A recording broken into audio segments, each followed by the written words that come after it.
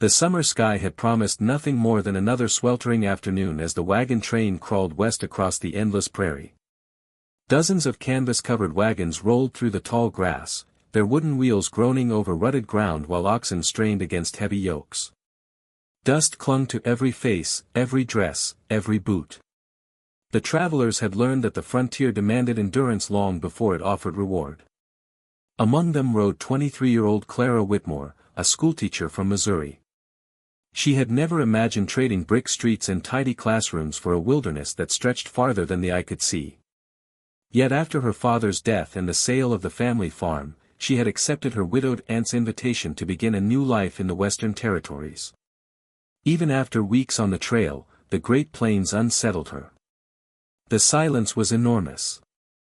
There were no church bells, no crowded marketplaces, only wind whispering through endless grass and hawks circling high overhead.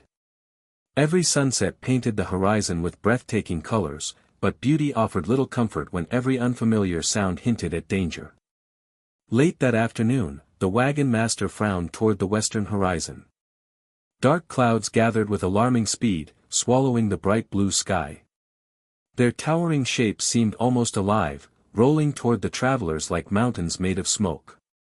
The warm breeze suddenly turned cold, carrying the sharp scent of approaching rain. "We make camp now," the wagon master shouted. Men hurried to secure wagons while women gathered loose supplies. Children were rushed beneath canvas covers before the first clap of thunder cracked across the plains like cannon fire. The storm arrived with terrifying force. Rain exploded from the heavens in solid sheets. Wind screamed across the prairie, snapping ropes and tearing blankets from clotheslines.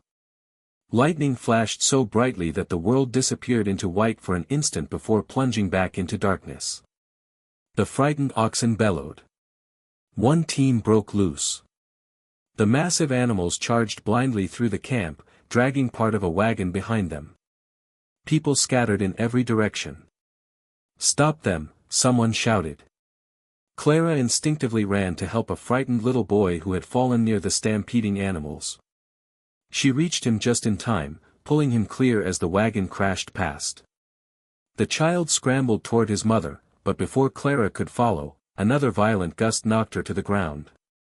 When she struggled to her feet, the storm had transformed everything. Rain blurred her vision. The wagons disappeared behind a curtain of water. Voices vanished beneath the roar of thunder. She called for her aunt, but the wind stole her words before they traveled more than a few feet. Panic tightened around her chest. She stumbled through the rain, believing she was moving toward camp. Instead, each desperate step carried her farther away. The prairie had become an endless maze where every direction looked exactly the same.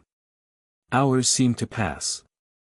The storm gradually weakened, but twilight settled over the land, leaving Clara completely alone. She climbed a small rise, hoping to spot smoke or wagon tracks. Nothing. Only miles of wet grass shimmered beneath fading light. For the first time since leaving Missouri, she truly understood how enormous the frontier was, and how easily a single person could disappear within it forever. She forced herself to keep walking. Stopping meant surrendering to fear. As darkness deepened, unfamiliar sounds emerged from the prairie. Coyotes howled in the distance. Crickets filled the air with endless songs. Every rustling blade of grass made her heart race. Then she noticed footprints. Fresh horse tracks crossed the muddy ground. Relief washed over her. Horsemen meant people. Perhaps another wagon train had camped nearby. She followed the tracks without hesitation, unaware that they belonged not to peaceful travelers but to a band of desperate horse thieves who preyed upon isolated settlers and native villages alike. Ahead, hidden beyond a line of cottonwood trees, several rough-looking men argued beside stolen horses. Their voices carried through the evening air. She couldn't have gone far. Search the creek. If she's from that wagon train, there'll be supplies worth taking. Clara froze behind the trees. Her pulse hammered in her ears. These were not rescuers. She slowly stepped backward, praying the darkness would hide her.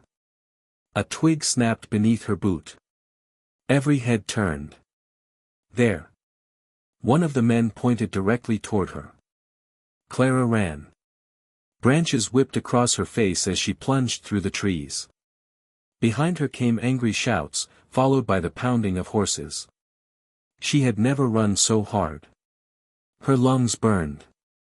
Her soaked skirts tangled around her legs. The hoofbeats grew louder. A rider burst from the trees ahead, forcing her to stop. She expected another outlaw. Instead, she found herself staring into the steady eyes of a Cheyenne warrior mounted on a powerful paint horse. His clothing was worn from travel, and his bow rested easily across his back, while his calm expression revealed neither panic nor anger. For one suspended moment, no one moved. Behind Clara, the outlaws emerged from the trees. The warrior's gaze shifted from the frightened woman to the armed men pursuing her. He understood the danger instantly. Without raising his voice, he spoke a single command. Inside. Now. His tone carried absolute authority. Clara looked toward a nearby lodge partially hidden among the cottonwoods. Every lesson she had heard growing up warned her never to trust native warriors. Fear rooted her feet to the earth even as the horse thieves closed the distance behind her. She stood trapped between two dangers, one she had been taught to fear all her life, and one she now knew was undeniably real. The warrior's dark eyes never left hers. He repeated the command, sharper this time. Inside. Now. For a heartbeat that seemed to last forever, Clara remained frozen, torn between terror of the unknown and the desperate hope that this stranger's command might be her only chance to survive. Clara's instincts urged her to run in the opposite direction, but the thunder of approaching horses left her no time to think. The Cheyenne warrior's expression remained calm, yet there was unmistakable urgency in his eyes. Inside. Now. This time, she obeyed. Gathering her rain-soaked skirts, Clara rushed toward the nearby lodge. She ducked through the entrance just as voices erupted outside. Her heart pounded so violently she thought it might give her away. The lodge was warmer than she expected. A small fire burned in the center beneath a smoke hole in the roof, filling the air with the comforting scent of cedar and sage. Carefully arranged blankets lined the walls, and woven bags, cooking pots, and handcrafted tools revealed a home that was orderly and lived in, not the savage camp she had imagined from frightening stories back east. She pressed herself against the wall, struggling to steady her breathing. Outside, angry voices grew louder. She came this way. Another voice answered sharply, firm and confident. Though Clara could not understand the Cheyenne language, she recognized the warrior's tone. It was controlled, not fearful. The horse thieves argued among themselves. One demanded permission to search the lodge. Silence followed. Then came the unmistakable sound of a bowstring being drawn. Another tense pause. A horse snorted nervously. Someone muttered a curse. Moments later, hoofbeats retreated into the darkness. Only then did Clara realize she had been holding her breath. The lodge flap opened. The warrior stepped inside without haste, lowering the entrance behind him. Rain glistened on his shoulders, but his breathing was steady, as though confronting armed men had been no more difficult than crossing a stream. He leaned his bow against a wooden support before glancing toward Clara. She immediately stepped backward. I don't want any trouble, she stammered. He studied her for a moment, clearly recognizing that he understood little of her language, just as she understood none of his. Instead of speaking, he raised both empty hands, showing he carried no weapon. Then he pointed toward the fire. His meaning was simple. Warm yourself. Clara hesitated. Every warning she had ever heard echoed in her mind. Since childhood she had listened to frightening tales of native warriors told around dinner tables and church gatherings. Those stories had painted them as ruthless enemies who showed no mercy to settlers. Yet nothing before her matched those tales. This man had risked facing armed outlaws alone. He had not tied her hands. He had not threatened her. He had simply offered shelter. Still cautious, Clara moved closer to the fire. Heat slowly chased away the chill that had settled into her bones. Steam rose from her soaked dress as she stretched trembling hands toward the flames. The warrior disappeared through another opening near the back of the lodge and returned carrying a folded buffalo robe. He held it out. Clara looked from the robe to him suspiciously. "For me?" He nodded once. When she accepted it, he stepped away immediately, giving her space. The thick robe was surprisingly soft and wonderfully warm. She wrapped it around her shoulders, feeling some of the terror leave her body. For the first time since the storm, she allowed herself to believe she might survive the night. A few minutes later, another figure entered the lodge.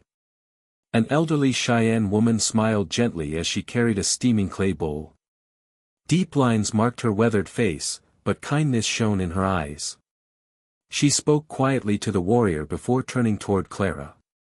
The older woman offered the bowl with both hands. Clara looked uncertain. The woman demonstrated by pretending to sip, then smiled again.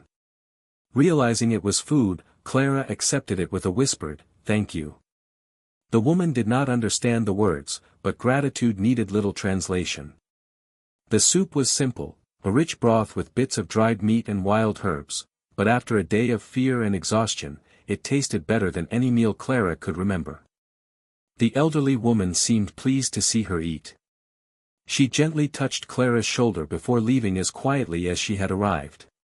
Watching the exchange, Clara felt another crack appear in the wall of fear she had built around herself. These people behaved like a family. Not captors. Outside, voices drifted through the camp. Children laughed somewhere nearby. Dogs barked. Someone sang a quiet melody that rose and fell with the evening wind. It sounded remarkably ordinary. The warrior settled near the entrance, positioning himself between Clara and the outside world. Only then did she understand.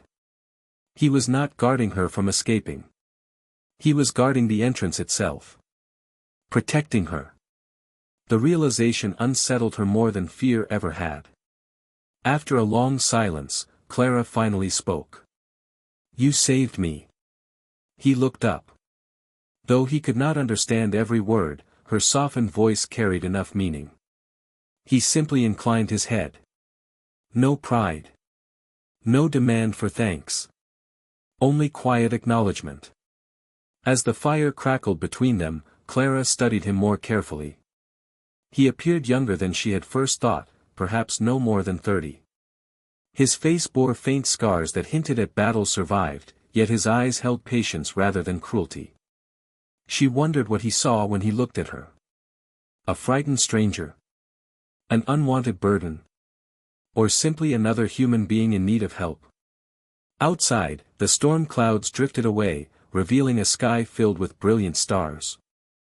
Inside the lodge, Clara realized that the greatest battle was no longer outside with the horse thieves. It was within herself. Everything she had been taught insisted she should fear the man sitting only a few feet away. Everything she had witnessed told her he had done nothing but protect her. For the first time in her life, Clara began to question whether the stories she had always believed were only part of a much larger truth. Morning arrived with a golden light that filtered through the smoke hole of the lodge, carrying with it the scent of fresh grass after the night's rain. Clara stirred beneath the buffalo robe, confused for a moment by her unfamiliar surroundings. Then the events of the previous day rushed back to her, the storm, the horse thieves, and the Cheyenne warrior whose commanding voice had pulled her from danger. The lodge was quiet.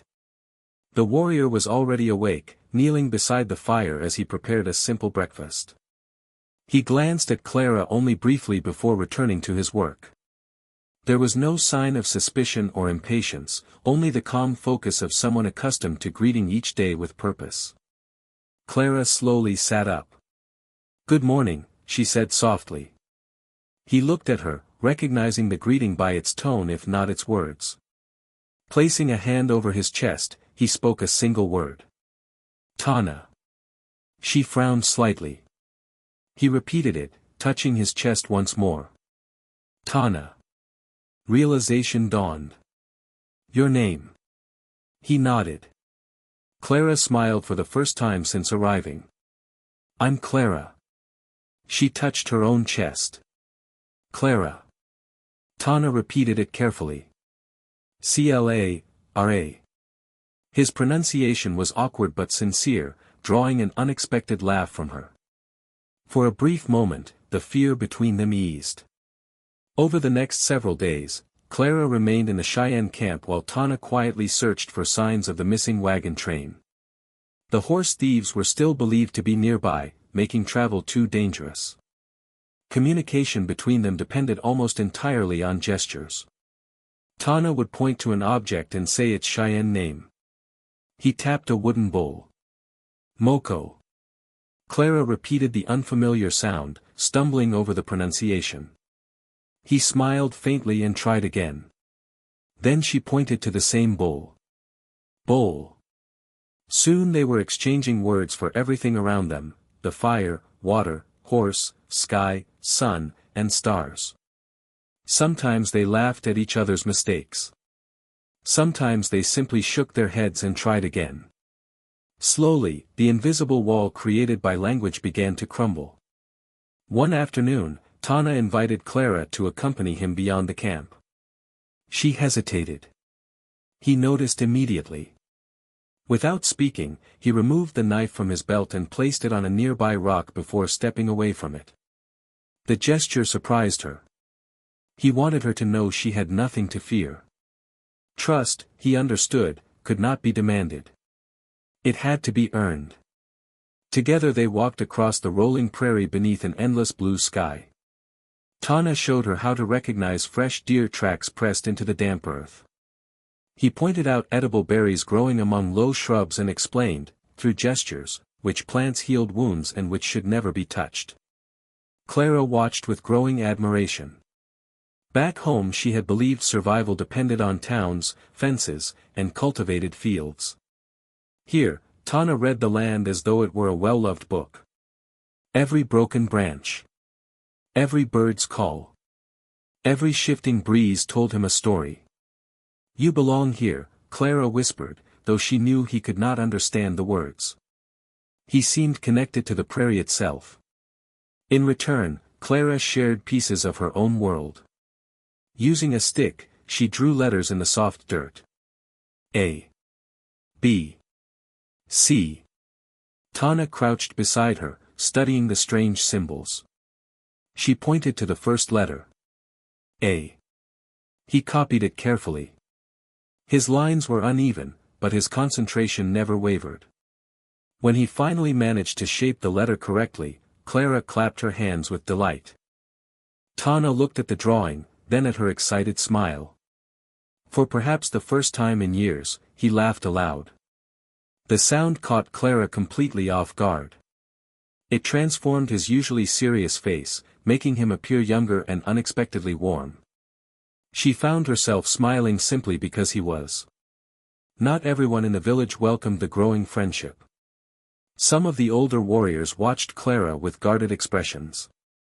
A few questioned Tana's decision to shelter a settler. Likewise, Clara knew many people from her own wagon train would likely condemn her for trusting a Cheyenne warrior. Both carried the weight of generations of suspicion. Yet each day those old fears became harder to justify. She saw Tana helping an elderly man repair a broken saddle without being asked. She watched him patiently teach children how to care for horses. One evening she noticed him quietly leaving part of his own meal for a widow whose hunting supplies had run low. He sought no praise. He simply did what needed to be done. The stories Clara had heard growing up had never spoken of such kindness. One evening they climbed a grassy hill overlooking the camp. Below them, smoke curled gently from the lodges while children chased one another through the fading light. The prairie glowed gold beneath the setting sun. Neither spoke. Words were still too few. Yet the silence between them no longer felt awkward. It felt comfortable. Peaceful. Tana pointed toward a hawk circling high overhead. Then he spread his hands like wings, smiling. Clara understood. Free, she said. He repeated the unfamiliar word. Free. She nodded. Free. For a long moment they watched the bird disappear into the vast evening sky. Clara realized something that unsettled her. She no longer counted the hours until she could leave. Instead, she found herself wondering what tomorrow might bring. That thought frightened her more than anything else. She had come to the frontier believing she understood exactly who the Cheyenne were. Now, sitting beside one of their warriors beneath a sky painted with crimson and gold, she understood how little she had truly known. Respect had replaced suspicion. Friendship had begun to replace fear. And somewhere beneath those quiet moments shared between two people from entirely different worlds, another feeling stirred, gentle, unfamiliar, and impossible to ignore. Neither Clara nor Tana spoke of it. Neither dared to. But as the first stars appeared above the prairie, both sensed that the bond growing between them would soon be tested by forces far greater than either of them could control. The peaceful rhythm of life in the Cheyenne camp did not last. On the fifth morning after Clara's arrival, the camp stirred before sunrise. Horses whinnied nervously, and several young scouts rode in from the eastern prairie at a hard gallop. Their faces were grim as they dismounted and hurried toward the council fire. Tana listened as the scouts delivered their report. A large group of armed men had been seen riding west. Some wore military uniforms. Others were settlers carrying rifles. They were following the trail left by Clara's missing wagon train. The rumors spreading among them were dangerous. A young woman had disappeared during the storm, and many believed she had been captured by the Cheyenne. Clara noticed the change in the camp immediately. The laughter of children faded. Women quietly gathered supplies and brought them inside the lodges. Warriors checked their bows, rifles, and horses with calm efficiency. No one spoke loudly. Everyone understood that fear could spread faster than wildfire if left unchecked. Tana found Clara standing near the edge of the camp, watching the unusual activity. He pointed toward the distant horizon where a thin cloud of dust rose against the morning sky. Then he mimed riders on horseback. She understood at once. They're looking for me. Tana gave a slow nod. A knot tightened in Clara's stomach. At first, she felt relief. Her people were alive. They had not abandoned her. But that relief quickly turned to dread. She knew what frightened settlers often believed. Many had grown up hearing stories that blamed every disappearance on native tribes before learning the truth. If the search party believed she had been taken against her will, they might attack first and ask questions later. She looked toward Tana. He'll be blamed, she whispered to herself. That afternoon, the camp's elders gathered in council. Though Clara could not understand their language, she sensed the tension. Some spoke calmly. Others gestured toward her lodge with visible concern. Not everyone agreed that keeping a settler woman in the village was wise. One older warrior stood and addressed Tana directly. His voice remained respectful, but firm. Tana answered without raising his own voice. The discussion continued for several minutes before the elder finally sat down, his expression still troubled. Later, Clara found the elderly woman who had first offered her soup. Through gestures and a few shared words they had learned over the past days, the woman explained what little she could. Some feared the settlers. Some feared war. Some feared that protecting Clara would bring suffering upon everyone. Clara lowered her eyes. She understood. She had become more than a guest. She had become the center of a conflict neither side had wanted. That evening, Tana prepared his horse. Clara approached cautiously. You're leaving. He nodded and pointed toward the eastern hills. He intended to observe the approaching riders before they reached the camp. Before mounting, he paused. Drawing a simple map in the dirt, he showed her the nearby river, the camp, and another path leading south. Then he pointed to her.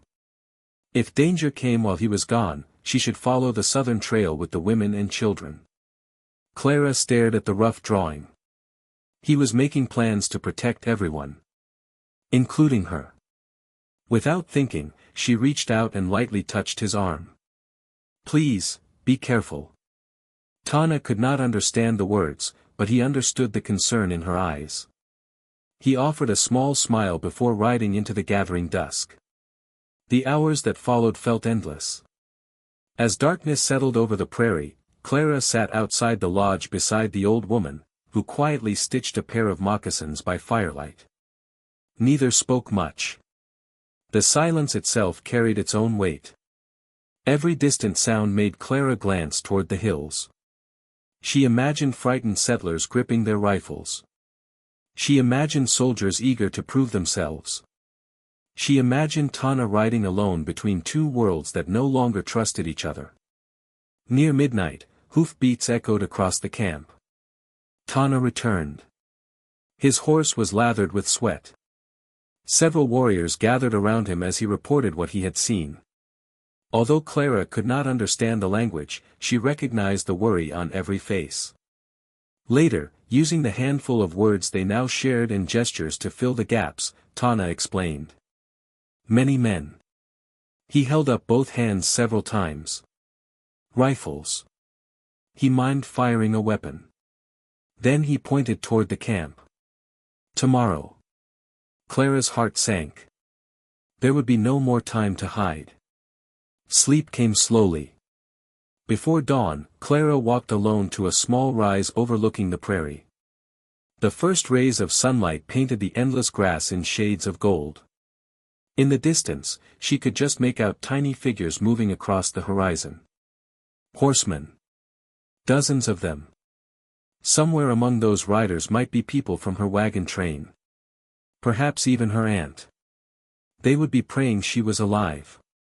Yet if they reached the camp believing she had been kidnapped, innocent people could die before she had the chance to speak. For the first time, Clara realized that remaining silent was no longer an option. She alone knew the truth. She alone could prevent fear from becoming bloodshed. As the riders slowly drew closer, Tana joined her on the hill. Neither of them spoke. Words were no longer necessary. Together they watched the approaching line of horsemen cut across the morning prairie, knowing that before the sun set, both of their lives, and perhaps the future of two communities, would be changed forever. The morning sun had barely climbed above the horizon when the distant riders came into full view. Their horses moved in a long line across the prairie, kicking up clouds of dust that drifted behind them like smoke. Clara counted more than 20 men. Some wore the blue uniforms of cavalry soldiers. Others were settlers from nearby wagon trains, their rifles resting across their saddles. Her heart pounded. Somewhere among them could be her aunt. Somewhere among those worried faces were people who believed they were riding to rescue her. But they did not know the truth. Tana stood quietly beside her on the hill overlooking the valley. His eyes never left the approaching riders. Around them, several Cheyenne warriors waited on horseback, prepared to defend their families if necessary. Their bows remained lowered, but every man understood how quickly fear could turn into violence. Clara looked from one side to the other. Both groups believed they were protecting innocent people.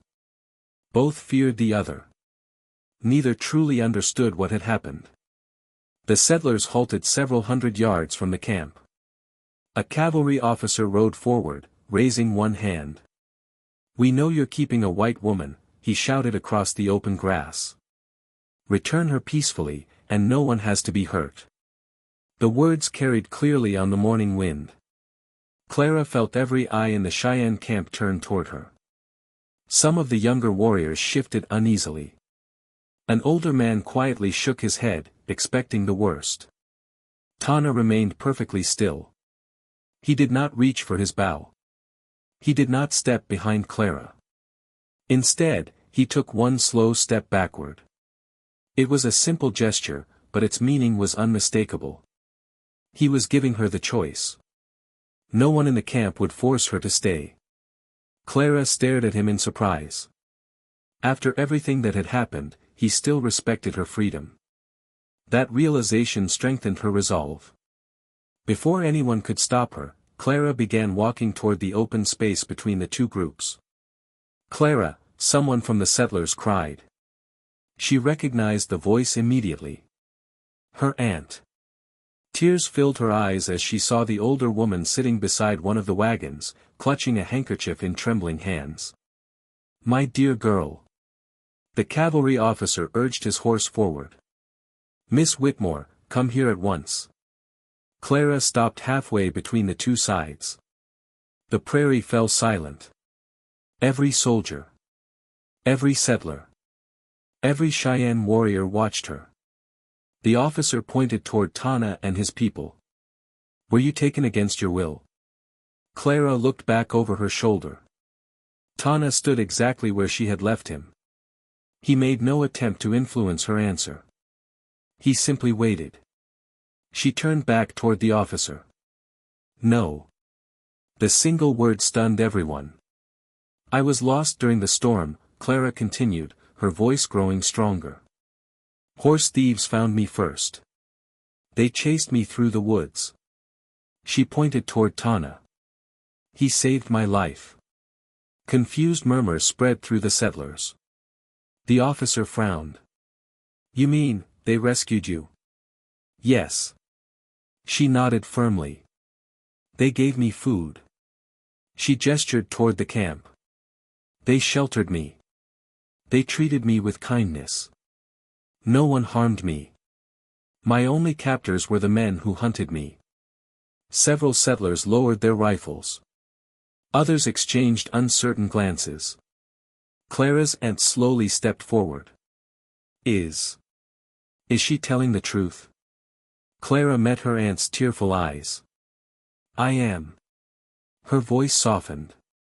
"They protected me when no one else could." Silence settled over the prairie once again. The officer studied Clara carefully. He had expected fear. Instead, he saw gratitude. He glanced toward Tana. The Cheyenne warrior still had not drawn his weapon. That spoke louder than any speech. After a long pause, the officer slowly removed his hand from the pistol at his side. He nodded once. "Lower your rifles." One by one, the settlers obeyed. Across the valley, the Cheyenne warriors noticed. Tana quietly motioned for his own people to lower their bows. The invisible line separating the two sides remained, but the threat of bloodshed began to fade. Later that afternoon, representatives from both groups met in the open prairie under a flag of truce. Clara stood beside her aunt while Tana remained with the Cheyenne elders.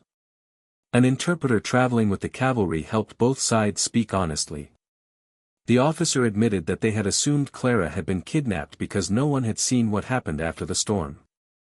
The Cheyenne elders explained that Tana had found her fleeing armed criminals and had offered shelter until it was safe for her to leave. For the first time, both communities heard the complete story. Not every fear disappeared. Not every prejudice vanished overnight. But understanding had taken its first step. As preparations began for Clara to return with her wagon train, she wandered toward the edge of the camp. Tana was saddling his horse. Neither spoke immediately. After everything they had shared, words suddenly felt inadequate. Finally, Clara stepped closer. "I don't know how to thank you." Though he understood only part of what she said, he recognized her expression. He placed one hand over his heart, the same gesture he had used when introducing himself days earlier. Then he spoke her name. "Clara." She smiled through tears. "Tana." For a long moment, they simply looked at one another. The distance between them seemed far greater than the few feet of prairie grass. It was the distance between two cultures. Two histories. Two futures that might never fully meet. Yet neither regretted the friendship they had found. Before turning away, Tana reached into a small leather pouch hanging from his belt. He removed a single hawk feather. It was clean, strong, and beautifully marked. Holding it out to Clara, he offered it with quiet dignity. She accepted it carefully, understanding it was far more than a gift. It was a reminder that courage is not measured by the battles we fight, but by the bridges we choose to build. As Clara returned to her people with the feather held gently in her hands, she realized the hardest choice had not been deciding whom to trust. It had been finding the courage to tell the truth when fear and prejudice demanded silence. Because of that choice, lives had been spared. And although she and Tana now walked toward different horizons, the bond forged between them beneath the vast Cheyenne sky would remain with them long after the prairie had faded behind the setting sun. The wagon train departed the following morning under clear autumn skies. The storm that had separated Clara from her companion seemed like a distant memory, yet everything in her life had changed because of it. As the wagons creaked forward across the prairie, Clara sat beside her aunt, turning the hawk feather over in her hands. Its dark and white markings caught the sunlight, reminding her of the man who had placed it there with quiet dignity. Her aunt noticed the feather and smiled gently. "You've hardly let go of it." Clara looked toward the western horizon where the Cheyenne camp had disappeared from sight. "It reminds me that not everything we believe is true." Her aunt was silent for a long moment. "When you first told us what really happened," she admitted, "I didn't know what to think. We had all expected the worst." "So had I," Clara replied. "And yet." She looked down at the feather again. "They showed me kindness when they had every reason to turn me away." The older woman nodded thoughtfully. "Perhaps the frontier has lessons for all of us." Weeks passed. The wagon train finally reached the growing settlement where Clara and her aunt planned to begin their new lives. The town buzzed with hopeful energy. New buildings rose each month, merchants opened small shops, and families worked hard to establish homes on the edge of the frontier. Yet Clara found it difficult to settle back into ordinary life. Whenever neighbors spoke carelessly about native tribes, repeating stories they had never witnessed themselves, she remembered the Cheyenne camp. She remembered children laughing around evening fires. The elderly woman who had offered her warm soup. The patience with which Tana had taught her to recognize animal tracks and healing plants. She could no longer remain silent. When someone claimed all Cheyenne warriors were cruel, Clara calmly shared her own experience. Some people listened. Others dismissed her words. But each conversation planted a small seed of doubt where certainty had once lived. Far to the west, life in the Cheyenne village also continued. Tana returned to hunting, caring for horses, and helping protect his people as he always had. Yet he, too, found himself remembering. Sometimes, while riding across the open prairie, he would pause beside a stream where he and Clara had practiced each other's languages. He could still hear her laughter when he struggled to pronounce unfamiliar English words. The memory always brought a quiet smile. The children of the camp noticed that he occasionally traced strange symbols into the dirt with a stick. Letters. A. B. C. Most did not understand their meaning. But Tana remembered. The seasons changed. Winter gave way to spring, and the prairie awakened once more with wildflowers and fresh green grass. One bright morning, an unexpected visitor arrived at the settlement.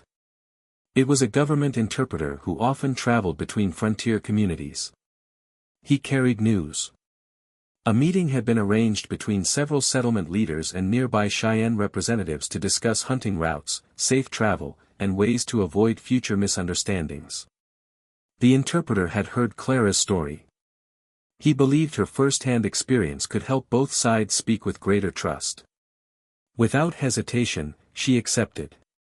Several days later, Clara stood once again beneath the endless prairie sky. The meeting took place in a peaceful meadow beside a winding river. Settlers arrived from the east. Cheyenne representatives approached from the west. Among them rode Tana. Their eyes met almost instantly. For a brief moment, neither moved. Then Tana smiled. It was the same quiet smile she remembered from the evening she had taught him his first English letters. Clara smiled in return. No words were needed. Both understood how much had changed. The discussions lasted 2 days. There were disagreements. There were difficult questions. Old wounds did not disappear simply because people wished them away. But something remarkable happened. Instead of shouting, people listened. Instead of assuming the worst, they asked questions. Clara shared the story of the storm and the horse thieves. Tana explained how his people had chosen to protect a stranger rather than abandon her. Others on both sides began sharing stories of unexpected kindness they had witnessed over the years but had never spoken aloud. Little by little, suspicion gave way to understanding. The meeting ended with an agreement to establish regular communication whenever travelers crossed through the region. It was only a small beginning. But every lasting bridge begins with a single step. As the sun prepared to set on the final evening, Clara and Tana walked together along the riverbank. The prairie stretched endlessly around them, painted in shades of gold and crimson. "I never properly thanked you," Clara said softly. "You changed my life." Tana understood enough English now to recognize her words. He answered carefully, searching for the right phrases. "You changed mine." His accent was still strong, but the meaning was clear. They laughed together. Clara reached into her satchel. Carefully wrapped in cloth was the hawk feather he had given her months before. "I've carried this every day." Tana looked at it with quiet appreciation. "You keep." He gently pushed it back toward her. "Friend." The simple word carried more meaning than any long speech. Clara closed her fingers around the feather. "Friend," she repeated. As twilight settled over the prairie, the two stood watching a hawk soar high above the river. It climbed effortlessly on the evening wind before disappearing into the vast western sky. Neither Clara nor Tana knew what the future would hold. Their lives belonged to different worlds, shaped by different traditions and responsibilities. But they had learned something far more valuable than certainty. Fear can divide people before they ever meet. Understanding begins the moment someone is willing to listen. The storm that had once separated Clara from everything she knew had also led her to an unexpected friendship, one built not on myths or assumptions, but on courage, respect, and truth. Years later, travelers would still tell the story of the settler woman and the Cheyenne warrior whose chance meeting on the prairie prevented bloodshed between two communities. Some called it luck. Others called it fate. Clara simply called it the day she discovered that the strongest bridges are not made of wood or stone. They are built one act of kindness at a time.